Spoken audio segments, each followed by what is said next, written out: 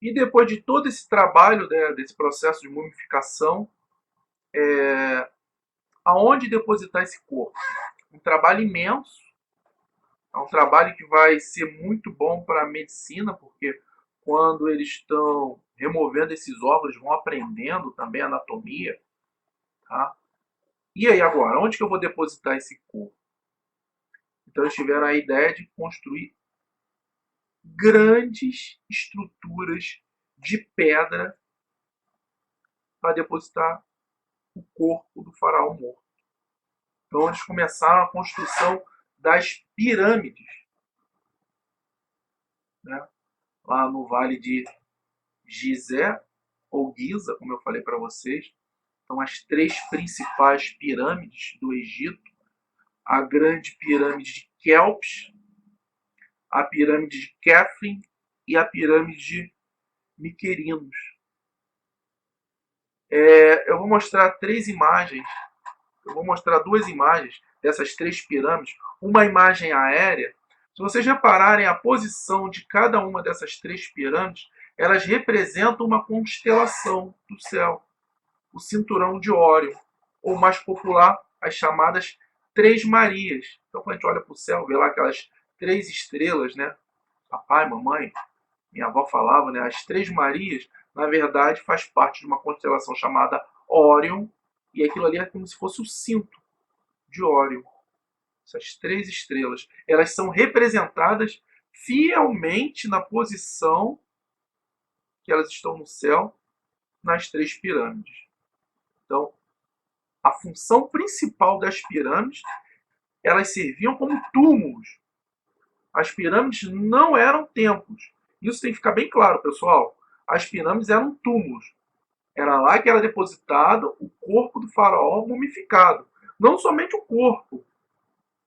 Várias joias eram depositadas juntos, porque se o corpo retornasse, ele ia precisar dessas joias, né? Se a alma retornasse ao corpo. Comida, animais de estimação. Existiam vários gatos mumificados. Gatos mumificados. E outra, imagine que você servia ao faraó, era muito bem tratado, trabalhava lá no palácio de faraó, e aí o faraó morreu. Ah, você vai servir outro faraó? Não. Você era sacrificado, mumificado, para ficar com o faraó. Para quando o faraó retornasse ao corpo dele, o espírito, a alma, ele estava lá com seus servos. Então ele estava com tesouro, animais de estimação, comida e os servos. Vocês acham que o faraó, depois de ressuscitar, né, a múmia, ele ia trabalhar? Nada disso. Eles acreditavam nisso, né, pessoal? Então, os servos eram sacrificados, isso é verdade. E eram mumificados e enterrados nas pirâmides, junto com os faraós. Tá? Uma coisa extremamente importante quando a gente fala de pirâmides, elas eram construídas não com tijolos, mas com imensos blocos. Tinham blocos que às vezes pesavam 10 toneladas, o tamanho de um ônibus. Outra coisa curiosa, as pirâmides não eram construídas por escravos, eram construídas, isso é importante, por homens livres, assalariados. Eles recebiam para estar trabalhando ali. Existiam escravos? Existiam. Mas a mão de obra principal das pirâmides era a mão de obra livre. Tá? Vamos ver agora essas imagens aí das pirâmides.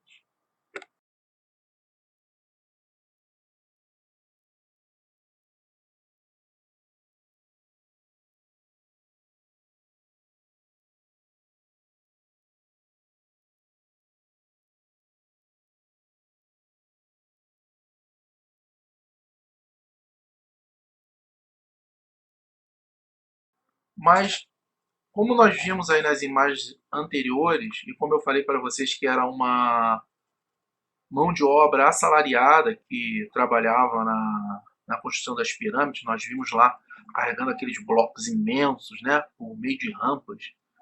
Como sustentar todo esse povo? Qual era a base da economia no antigo Egito, no Egito antigo? Então era uma economia baseada tanto na agricultura quanto na pecuária. Nós podemos dizer que era uma economia agropastoril. Na agricultura, nós vamos ter em destaque a produção do trigo. Trigo tão importante hoje em dia, né? A fabricação de pães, a cevada, dois cereais importantíssimos na alimentação do egípcio antigo. E aí eu coloquei também o papiro, uma planta, um vegetal que nasce às margens do rio Nilo, e por meio do caule desse vegetal, eles faziam uma espécie de papel. Daí o nome papel, vem de papiro.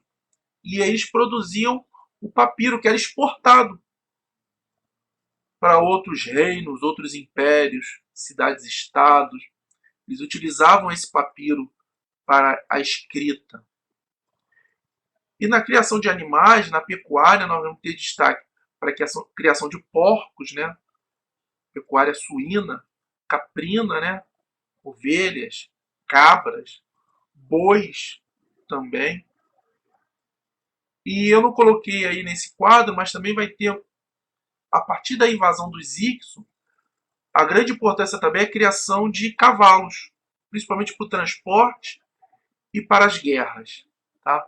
Então toda a base da economia do Império Egípcio estava voltado principalmente na agricultura e na pecuária.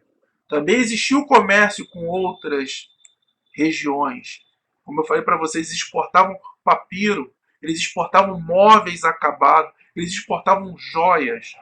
Mas não se esqueçam, questão importante, a economia egípcia do Antigo Egito era baseada na agricultura e na pecuária.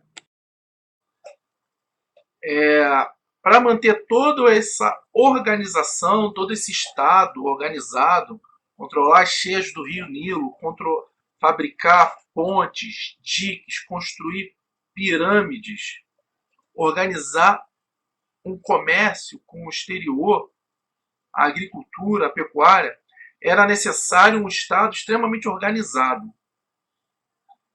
E como era essa organização social?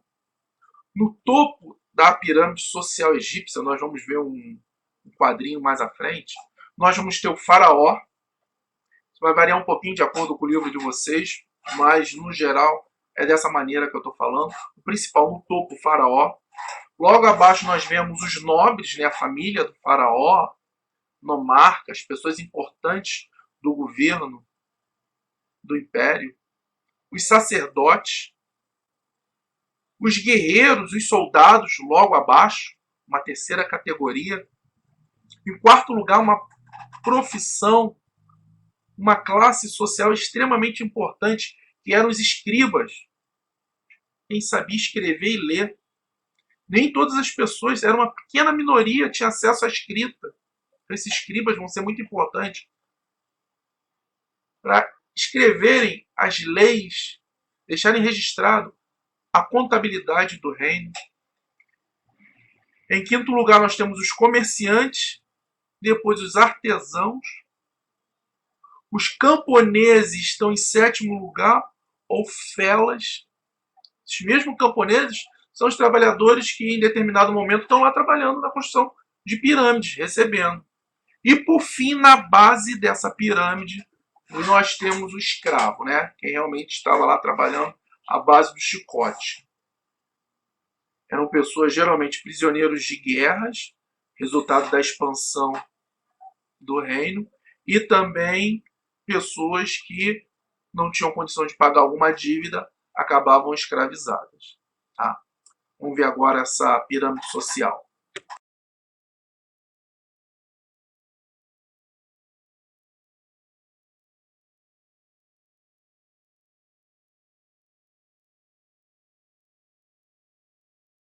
E quando a gente fala de escribas, né, a gente entende que havia algum tipo de escrita, né, no Egito Antigo. E existiam realmente a escrita hieróglifa, né? Vocês estão vendo aí nessa imagem formada por desenhos, né? Símbolos. Ela era dividida em dois tipos, a hierática e a demótica. Hierática era uma escrita mais simplificada e a demótica uma escrita mais rápida. Aí quando vemos todos esses símbolos, né, esse tipo de escrita diferenciada, surge uma pergunta. Como nós conseguimos desvendar esse código, essa escrita milenar? Então, no ano de 1799, quando as tropas de Napoleão estavam dominando o norte da África, chegaram ao Egito, eles encontraram perto de uma cidade chamada Roseta uma pedra de granito, e nessa pedra tinha uma inscrição em 3 formas de escritas diferentes. Nós tínhamos a mesma inscrição de 3 maneiras diferentes. Nós tínhamos em hieróglifos, nós tínhamos em demótica e nós tínhamos a mesma inscrição em grego antigo. Então, a mesma coisa que eu encontrasse um texto com 3 línguas, inglês, o mesmo texto, francês e português. E aí, como se conhece o grego antigo, cruzando os desenhos, os caracteres, nós conseguimos desvendar esse código. Então, a pedra Roseta, ela é a chave para desvendar a escrita egípcia. Não se esqueçam disso. Pedra Roseta.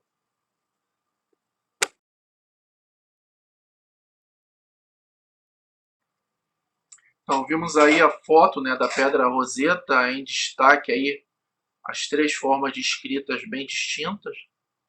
Reparou lá embaixo dessa pedra o grego antigo. Então, estamos chegando aqui próximo ao final desse nosso encontro. Assistam com calma, vão pausando quando necessário, retorna. Esse é o bom, não entendeu, retorna. E os egípcios vão ser responsáveis por vários avanços, como a matemática. Para construir aquelas pirâmides, tinha que ter cálculos matemáticos muito precisos. A geometria vai ser importantíssima junto com a matemática. Eles vão desenvolver um calendário de 12 meses, um calendário baseado no Sol, muito preciso como o nosso. Avanços na medicina, como eu falei, quando você está lá preparando um corpo no processo de mumificação, vai conhecendo o corpo internamente. E eles praticavam algumas cirurgias. Tá? Já existia, a medicina egípcia era muito avançada para a sua época. A religião egípcia, como eu falei para vocês, ela vai se caracterizar por uma palavra: politeísmo. Então, eles acreditavam em vários deuses. Fica aqui a dica. Dê uma olhada na internet. Vamos dar uma pesquisada a nível de curiosidade sobre alguns deuses do Egito Antigo. Existe até um filme, né, Deuses do Egito, que retrata um pouco dessa mitologia. Tá?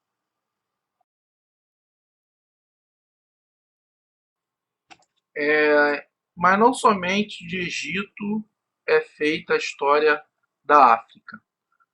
A África é um continente diverso, imenso, cheio de riquezas culturais e naturais. E, então nós podemos destacar desse período o reino Kush, 4000 a.C., é um reino que também vai dominar durante algum momento a história do Egito, são chamados os faraós negros, onde as mulheres tinham muita importância, algumas rainhas negras chamadas de Cândices. O reino de Axum, já no século V a.C., chegou a ter 20 mil habitantes. Então podemos ver que a história africana é muito rica, muito cheia de elementos culturais que estão presentes ainda nos nossos dias aqui no Brasil. Então, moçada, chegamos aqui ao final da nossa aula de hoje. Mais uma vez, peço a compreensão de vocês. O equipamento não é profissional. Estamos aqui fazendo com muito amor para que o conhecimento, que é o principal, o conhecimento continue chegando até vocês dessa maneira virtual, tá bom? Para não perder o hábito, vamos deixar para casa as páginas 225 até a 229. Eu irei estar postando no nosso sistema o gabarito da correção desses exercícios. Vamos fazer. Vamos torcer para que esse momento logo passe e que a nossa vida volte ao normal, tá bom? Um beijo grande. Estarei aqui aberto, esperando as dúvidas, sugestões e que brevemente possamos estar juntos novamente. Um beijo.